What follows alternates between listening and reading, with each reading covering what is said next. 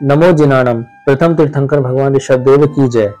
पिछली कक्षा में हमने ललितांग देव के विषय में चर्चा करी।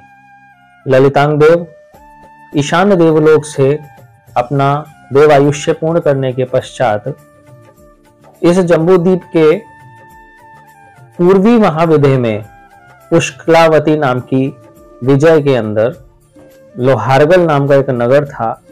वहां के राजा थे स्वर्णजंग। उनकी रानी लक्ष्मी के गर्भ से उन्होंने जन्म लिया। प्रसन्न होकर के माता पिता ने उनका नाम वज्रजंग रखा। समय के साथ वज्रजंग युवा हो गए। इधर ईशान देवलोक से स्वयं प्रभा देवी ने भी अपना आयुष्य पूर्ण किया और वह भी देव शरीर छोड़ करके इसी पुष्कलावती विजय में पुंडकारिणी नाम के नगर में चक्रवर्ती वज्रसेन के यहां पर पुत्री के रूप में जन्म लिया। उनका नाम रखा गया श्रीमती। यौवन वय को प्राप्त होने के बाद में एक बार श्रीमती महल के झरोखे पर बैठ करके प्राकृतिक नजारों को निहार रही थी। उन्होंने आसमान से उतरते हुए देव विमानों को देखा जो केवली भगवान के दर्शन करने के लिए वहां आ रहे थे। उन देव विमानों को देख करके उनके मन में ऐसा लगने लगा, ऐसे विमानों को मैंने कहीं देखा है, ऐसे विमानों को मैंने कहीं देखा है। ऐसा विचार करते करते वो यकायक मूर्छित हो गई। होश में आने के बाद में उनको जाति स्मरण ज्ञान हो गया। पूर्व भव का पूरा वर्णन चलचित्र के रूप में उनकी आंखों के सामने दिखाई देने लगा। उन्होंने निश्चय कर लिया, जब तक मैं अपने प्रियतम ललितांग देव से नहीं मिलूंगी तब तक मैं किसी से बात नहीं करूंगी। ऐसा निश्चय करके उन्होंने मौन व्रत धारण कर लिया। अब वह परिवार के किसी भी सदस्य से बात नहीं करती। उनके ऐसे व्यवहार को देखकर परिवार के सारे लोग आश्चर्यचकित हो गए और बहुत दुखी हो गए कि अरे, हमारी बेटी श्रीमती हमसे बात ही नहीं कर रही है, क्या बात हो गई है उसको? ऐसा कौन सा दुख उसके ऊपर आ पड़ा है कि वो हमसे बात ही नहीं कर रही है? राजमहल में श्रीमती का लालन पालन करने वाली एक पंडिता नाम की दाई रहती थी।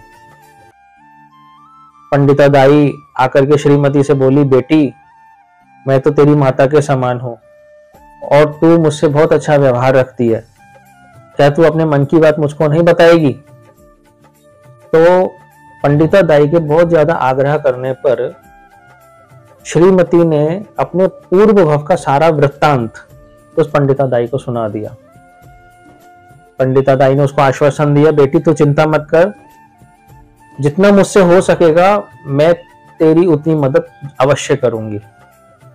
उस पंडिता दाई ने श्रीमती के पूर्व भव का सारा वृत्तांत एक चित्रपट पर तैयार करा दिया।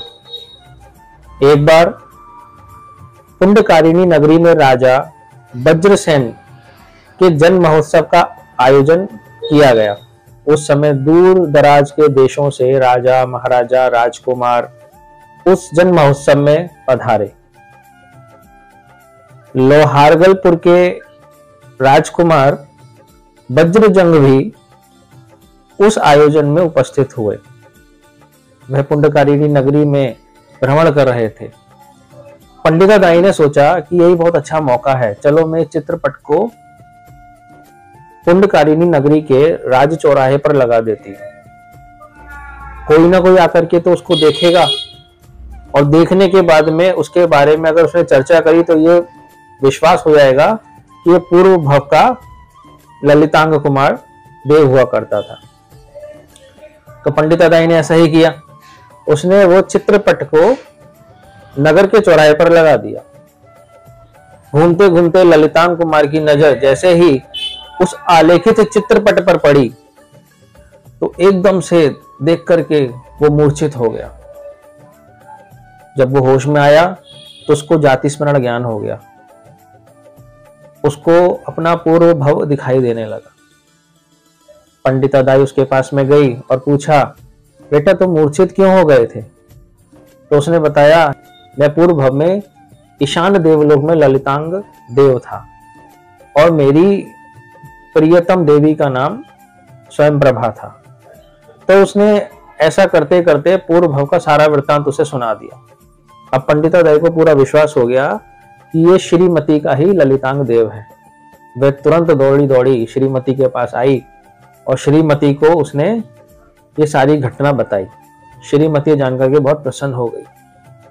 इसके बाद में पंडितादाई चक्रवर्ती वज्रसेन के पास में गई और उन्होंने ये पूरी घटना का वर्णन उनसे कह दिया। इसके बाद चक्रवर्ती वज्रसेन ने शुभ मुहूर्त में राजकुमार वज्रजंग के साथ में अपनी पुत्री श्रीमती का विवाह करा दिया। दोनों पति पत्नी सुखपूर्वक अपने अंतपुर में रहने लगे। कालांतर में चक्रवर्ती वज्रसेन ने अपने पुत्र पुष्करपाल को अपना राज्यभार सौंप करके जिन दीक्षा अंगीकार कर ली। इसके बाद में राजा सुवर्णजंग ने भी अपने पुत्र वज्रजंग को लोहारगलपुर का राजा बना करके जिन दीक्षा अंगीकार कर ली।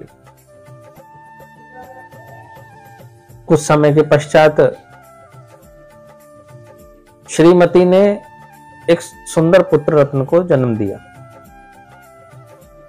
वो पुत्र धीरे धीरे युवा हो गया।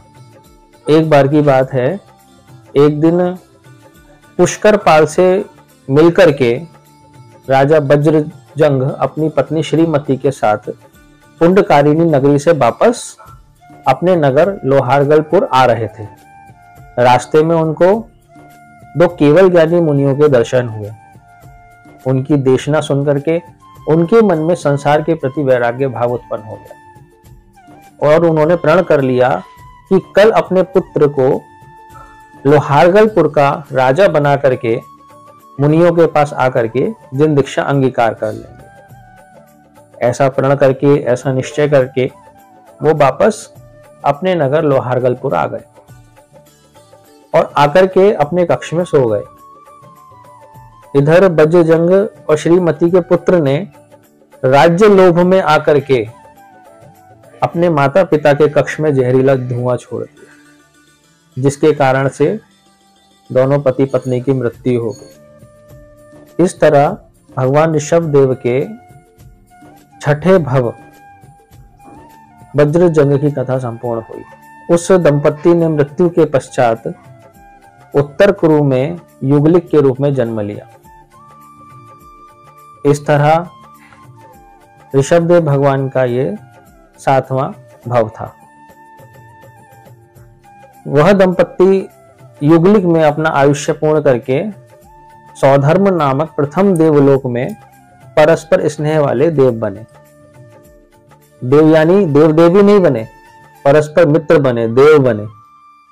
इस तरह ये ऋषभदेव भगवान का 8वां भव था। अब 9वें भव की चर्चा हम अगली क्लास में करेंगे। 9वां भव ऋषभदेव भगवान का जीवानंद वैद का था। इसके बारे में चर्चा अब हम अगली क्लास में करेंगे। जिन आगम के विरुद्ध मैंने कुछ अशब्द कहा उसके लिए मैं क्षमा दुक्कडम। जय जिनेन्द्र। और नीचे जो वो सब्सक्राइब का बटन है ना, उसको हिट करो, जल्दी से करो सब्सक्राइब।